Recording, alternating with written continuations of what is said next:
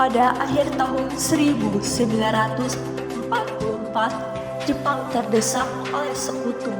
Karena merasa keberadaannya terancam, maka Jepang memberikan janji kemerdekaan kepada Indonesia. Sebagai tindak lanjut janji tersebut, maka dibentuklah BPUPKI Dempuritsu Jundi Chosakai pada tanggal 1 Maret 1945 oleh Letnan Jenderal Kumashi Harada yang bertujuan untuk mempelajari dan menyelidiki hal-hal yang penting berkaitan tentang pembentukan negara Indonesia merdeka. Dr. Rajit Manudioningrat dilantik sebagai ketua dan sebagai wakil Indonesia yaitu Suroso.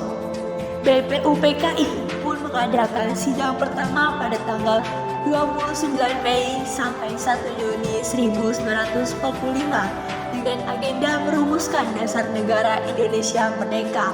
Sidang pertama bertempat di Gedung Chow-Sang-in Gedung Pancasila yang dihadiri oleh ketua dan wakil serta anggota BPUPKI yang berjumlah 67 orang.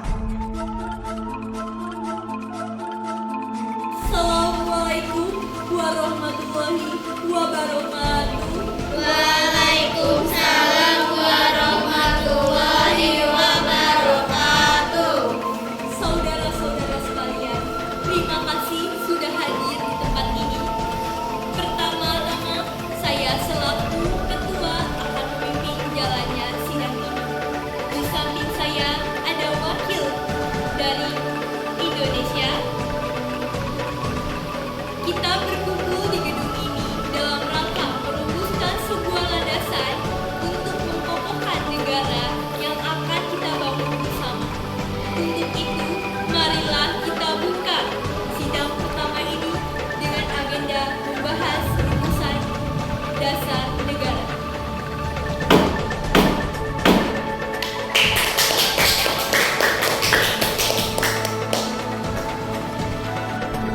Selanjutnya, silakan saudara sekalian yang ingin menyuburkan ide dan gagasannya dalam rumusan dasar negara ini.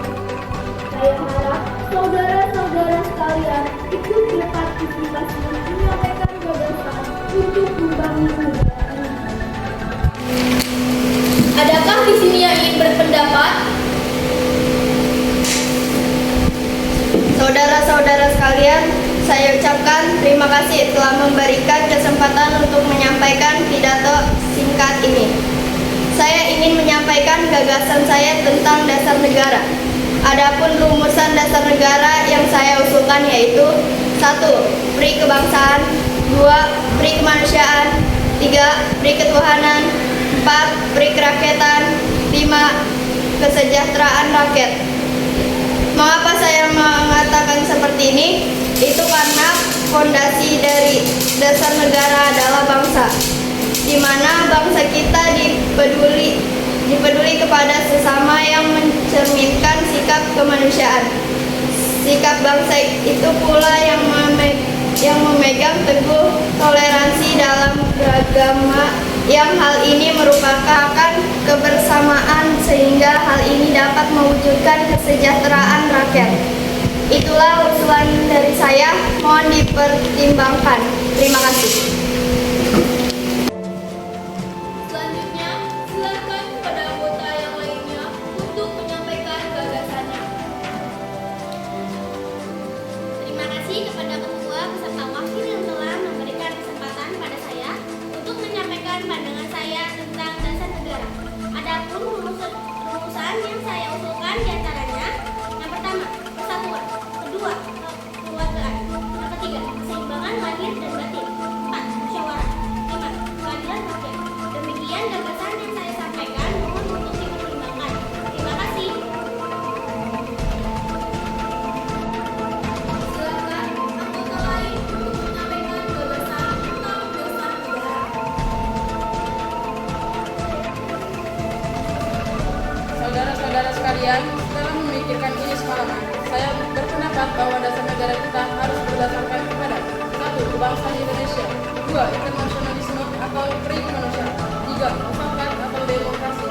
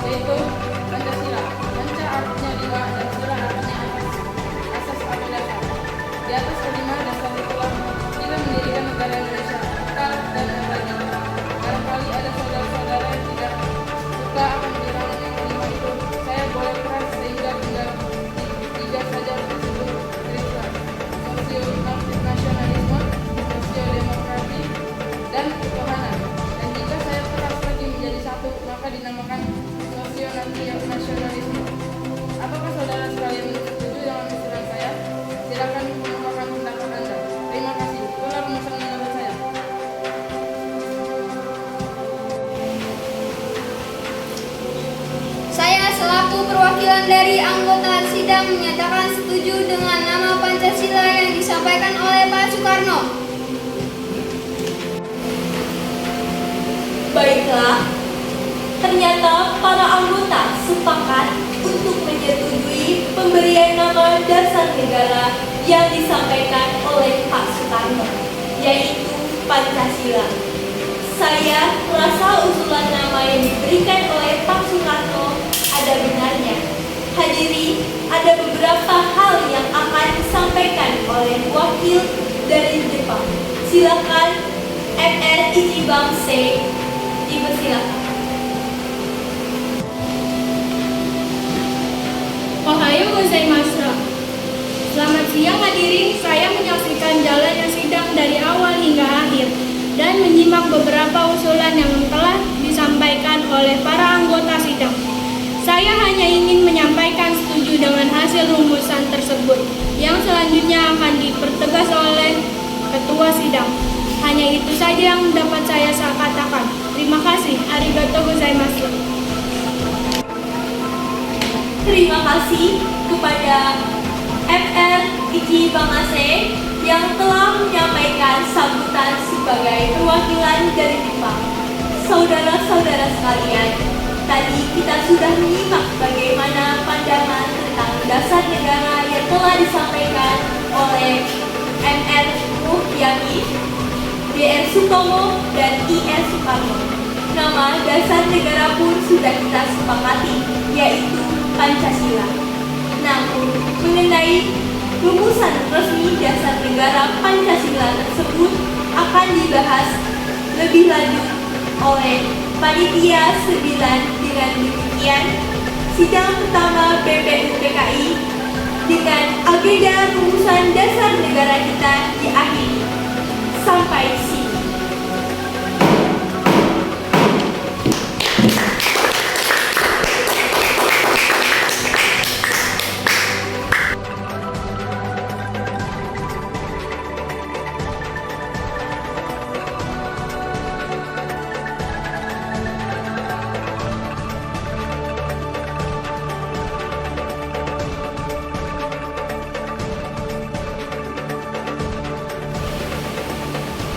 Selamat pagi, salam sejahtera bagi kita semua. Yang terhormat panitia dan anggota Dukeretu Subi Chosakai yang berbahagia. Marilah kita memanjatkan puji dan syukur atas kehadiran Tuhan Yang Maha Esa bahwa kita semua dapat hadir di sini tanpa halangan sesuatu apapun. Saya selaku ketua mengucapkan terima kasih yang sebesar-besarnya atas kehadiran tuan-tuan sekalian. Dengan sambutan pembukaan saya ini, saya umumkan bahwa sidang BPUPKI yang kedua ini resmi dibuka.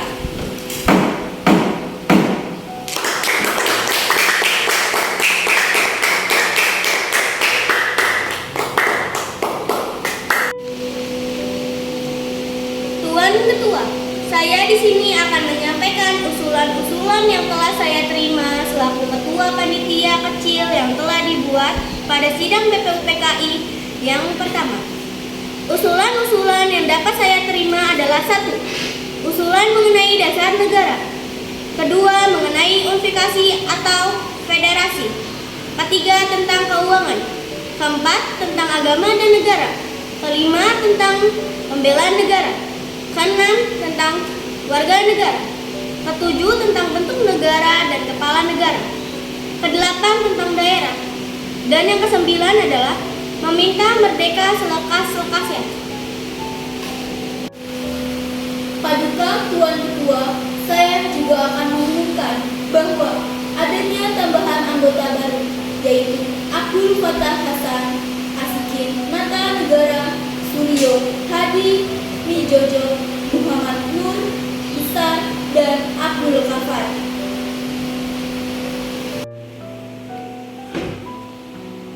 Saya mohon dari tuan-tuan anggota sekalian, oleh karena itu, menghadapi saat yang suci, baiklah kita mengheningkan cipta, supaya janganlah hati kita dipengaruhi oleh sesuatu hal yang tidak suci, tetapi dengan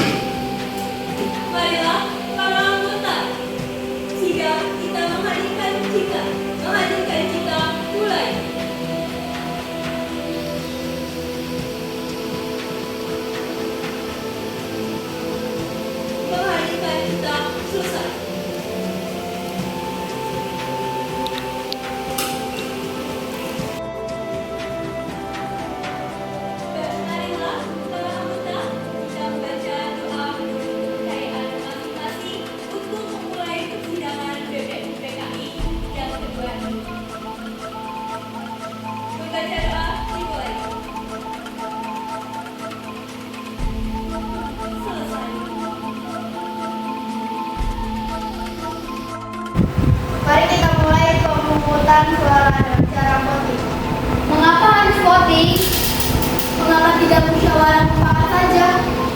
Karena dengan voting kita bisa memutuskan masalah dengan adil. Kita juga dapat menghemat waktu karena kita tidak mengeluarkan kata yang tidak penting. Marilah teman-teman kita lakukan voting untuk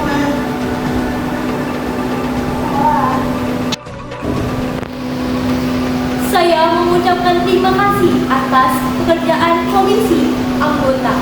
Sekian sudah mendengar bahwa telah dipilih oleh sidang dokumentasi Yubis Cosakai yang kedua kali ini. Yang melahirkan 64 sistem ialah 55 republik, 6 kerajaan, 1 belangko, dan 2 lain. Jadi semuanya ada 64. Sudah ada ketetapan dalam waktu ini. Nanti kita membuat pelaporan yang sejelas-jelasnya. Sudah terang republik yang dipilih dengan suara terbanyak. Sekarang saya minta beristirahat. Semangat nasionalisme dan patriotisme terlihat sangat nyata dalam perbincangan sidang BPUPKI ini. Maka apabila bangsa Indonesia pada masa ini mempunyai ketinggian kehendak dan kemauan dan menjunjung tinggi apa yang diamankan, hendaknya sanggup pula mengakui bahwa tanah Melayu itu sebagai dari tanah air kita, tanah Papua itu sumber kekayaan kita. Janganlah sumber kekayaan yang diwariskan oleh nenek moyang kita hilang dengan sia-sia belaka. Oleh karena itu, saya setuju bahwa dalam menentukan batas halaman tanah air kita, hendaklah kita berpikir dengan sebaik-baiknya. Janganlah didasarkan pada soal apakah kita sanggup atau tidak sanggup, tetapi pula apakah akan timbul kesanggupan dan merdeka atau tidak.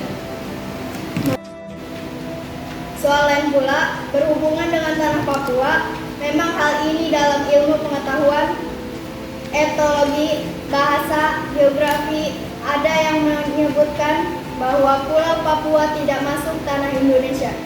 Tetapi paham ini hanyalah dilahirkan oleh orang-orang yang mengarang buku yang bersangkutan. Tetapi ada juga paham-paham lain yang mengatakan bahwa seluruh Papua masuk Indonesia. Perkataan Indonesia dibuat oleh orang yang mempunyai paham yang mengatakan bahwa Indonesia melingkupi daerah Malaya dan Polinesia.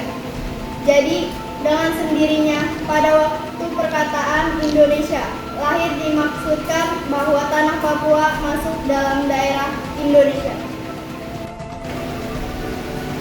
Dalam ilmu strategi, alangkah besar bagi keduanya untuk menjaga sisi masing-masing. Artinya, kalau kita melihat batas kita di timur, ke Pulau Timur, saya setuju sekali dengan anggota yang terhormat Ahmad Yani, yaitu agar pulau itu dimasukkan dalam lingkungan kita. Terletak Indonesia baru, begitu Pulau Borneo Utara di mana terletak Sarawak.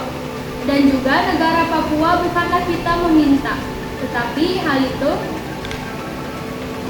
berlaksana kebangsaan. Jikalau peperangan sudah berakhir dan kemenangan akhir telah tercapai, kita dapat melengkapkan aturan-aturan itu menjadi aturan-aturan yang sesuai dengan keadaan zaman pada waktu itu. Dengan permintaan Indonesia merdeka, ialah seluas Indonesia Belanda dahulu. Jikalau kemenangan akhir tercapai dan ada permintaan yang nyata dari Malaya Selatan, Brunei Utara, bahwa rakyat di situ merasa juga ingin masuk dalam lingkungan kita. Dengan senang hati mereka akan terima sebagai bangsa kita di dalam Indonesia merdeka. Bagaimana jika kita menambah Malaya? Ya, kita juga harus menambah Brunei Utara supaya masuk dalam wilayah di Indonesia. Saya akan menambahkan Papua supaya masuk ke dalam wilayah Indonesia. Kami juga menambah Timur Portugis supaya masuk di wilayah Indonesia? Saya mengusulkan pulau-pulau.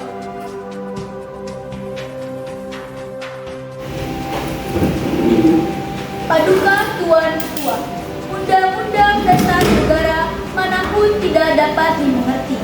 Sungguh-sungguh maksudnya undang-undang dasar dari suatu negara. Kita harus mempelajari juga bagaimana terjadinya teks itu. Harus diketahui keterangan-keterangannya dan juga harus diketahui dalam suasana apa teks itu dibikin. Dengan demikian, kita dapat mengerti apa maksudnya. Undang-undang yang kita pelajari, aliran pikiran apa yang menjadi dasar undang-undang itu. Oleh karena itu, segala pembicaraan dalam sidang ini yang mengenai rancangan-rancangan undang-undang dasar ini sangat penting oleh karena segala pembicaraan di sini menjadi material, menjadi bahan yang historis, bahan interpretasi untuk menerangkan